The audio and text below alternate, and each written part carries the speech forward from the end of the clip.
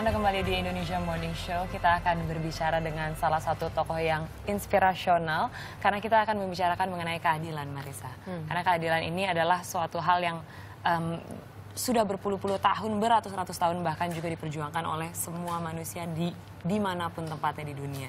Dan kita akan berbicara langsung dengan Bu Utati Kusala Subagiotur yang memang sudah pernah ditahan selama 11 tahun sebagai tahanan politik saat itu pada tahun 67 ya Ibu. Boleh diceritakan Ibu saat itu ketika memang para petugas datang, itu situasinya seperti apa? Saat itu Ibu baru berusia 22 tahun. Iya. Ya dalam keadaan tidur ya, jadi ya apa ya, rasa apa, bertanya apa sih, dibangunkan karena apa, terus itu tante membisikkan kalau ada petugas dari Koramil.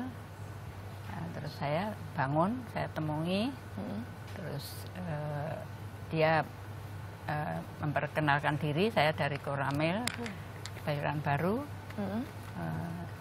Ayo Anda ikut saya untuk dimintai keterangan. Oke. Saat itu ada kepikiran Ibu Utati akan ditahankah atau pikiran Ibu saat itu? Ada, cuma saya kira-kira berapa hari Pak, saya tanya gitu, karena kan pasti bawa sabun, sikat gigi, paling tidak anduk kan. Terus dia paling 3 hari tadinya mengatakan begitu. Itu makanya saya membawa kain untuk apa ya namanya, kain bisa untuk penghangat tubuh karena hujan, sabun, odol, handuk, itu aja. Nah pada saat Ibu kemudian ditahan gitu kan, Ibu kan tidak menjadi satu-satunya tahanan politik di sana. Ada banyak sekali tahanan politik yang ditahan di tahun 60-an. Dan mereka itu semuanya berkarya. Pada saat itu Ibu menciptakan lagu yang baru saja Ibu nyanyikan. Bisa ceritakan mengenai lagu itu? Lagu itu kalau saya tadi kan diambil terus bawa ke Koramil.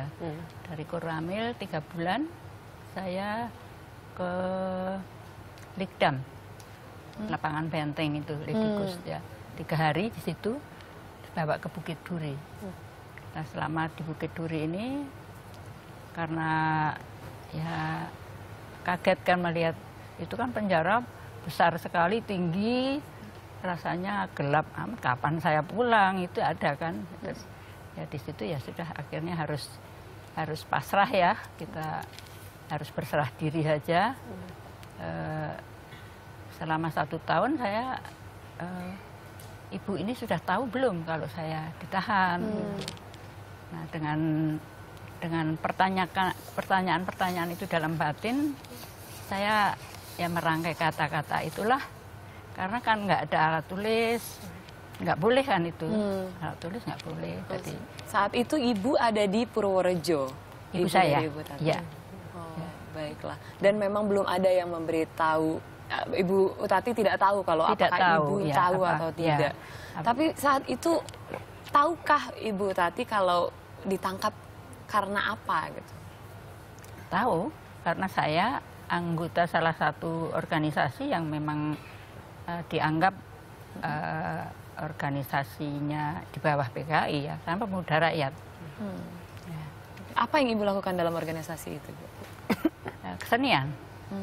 Karena memang saya hobi dari kecil, baik nyanyi atau instrumen apa saja saya coba, walaupun otodidak ya, nekat saja. Terus wayang saya suka, nari klasik saya suka, terus nyanyi suka.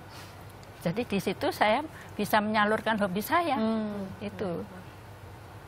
Dan itu kan bukan organisasi terlarang waktu itu kan. Dan selama 10 tahun Ibu ditahan, pernahkah 11 tahun, 11 tahun ditahan itu, pernahkah Ibu menjalani proses peradilan? Tidak pernah. Oke. Apakah Ibu mempertanyakan gitu, kenapa tidak ada penjelasan mengenai penahanan Ibu saat itu? Sebenarnya kalau mungkin kalau zaman sekarang bisa bertanya begitu, tapi waktu itu nggak bisa. Kami itu tidak ada yang membela, pokoknya tidak ada siapa-siapa yang berani membela kami. Baiklah. Dan ternyata memang apa yang dialami oleh Ibu Utati ini tidak hanya dialami sendirian gitu. Yeah. Memang seperti yang Marisa katakan bahwa ada banyak tahanan-tahanan politik lain yang memang Seluruh Indonesia, tertahan ya. dari seluruh Indonesia pada saat itu.